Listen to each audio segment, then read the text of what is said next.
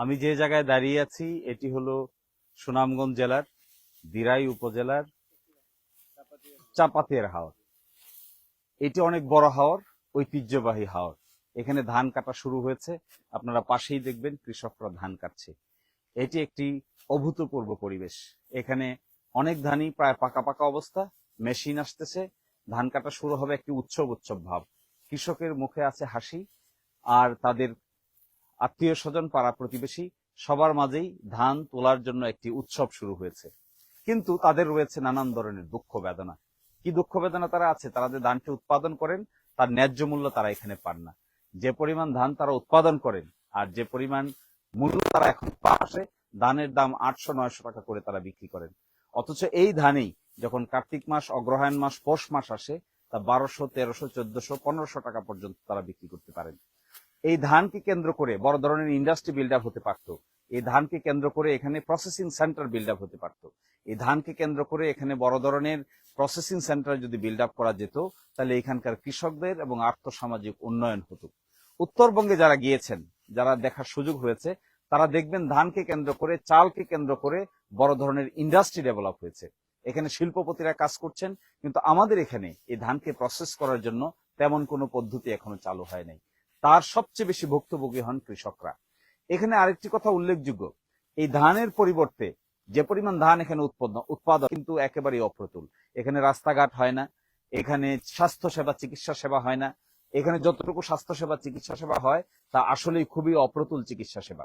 এই ধানকে কেন্দ্র করে যদি কোন হৃদয়বান ব্যক্তি দেশে বিদেশে থেকে থাকেন, যারা ইন্ডাস্ট্রিয়ালিস্ট, যারা শিল্পপতি, তারা এই বাংলাদেশের এই অংশকে কেন্দ্র করে বড় ধরনের শিল্প ইন্ডাস্ট্রি ডেভেলপ করার উদ্যোগ নিতে পারেন।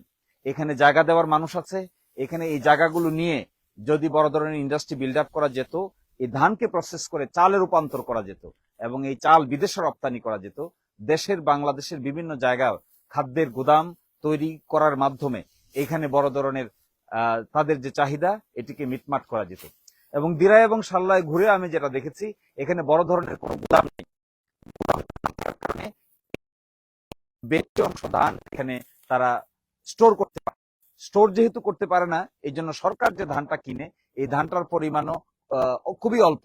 এই অল্প দামে সরকার ধান কিনে, অল্প পরিমাণ ধান কিনে, কিন্তু সরকার বেশি দামে ধান কিনে, কিন্তু পরিমাণ বেশি কিনতে পারে না।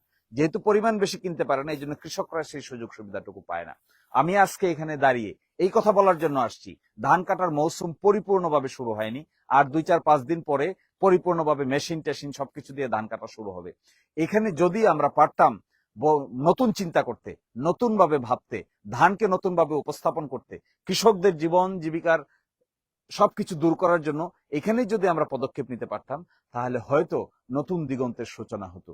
এই ধান যেহেতু এক ফসলি ধান, বছরে 6 মাস এগুলো হাওরের পানির নিচে থাকে, বাকি সব কিন্তু এই ধানটাকে চালে রূপান্তর করে মানুষের জন্য যদি নতুন কল্যাণকর কিছু করা যেত, তাহলে সবচাইতে ভালো হতো। আমি শিল্পপতি, ধনাঢ্য ব্যক্তিদেরকে আহ্বান জানাই, আপনারা এটাকে ভালো ব্যবসা কেন্দ্র হিসেবে নিতে পারেন। আপনারা এই জায়গাকে এমন করে নিতে পারেন যে আপনাদের ব্যবসায়ীও লাভ হওয়া সম্ভব, একই সাথে এখানকার শিল্প যদি গড়ে তুলতে পারেন, তাহলে কৃষকদেরও বড় ধরনের ভাগ্যের পরিবর্তন করা সম্ভব। আমি আপনাদেরকে আহ্বান জানাবো, যাদের টাকা আছে, চিন্তা আছে, যাদের কাছে অঢেল অর্থ আছে, সম্পদ আছে, তারা এখানে আসুন।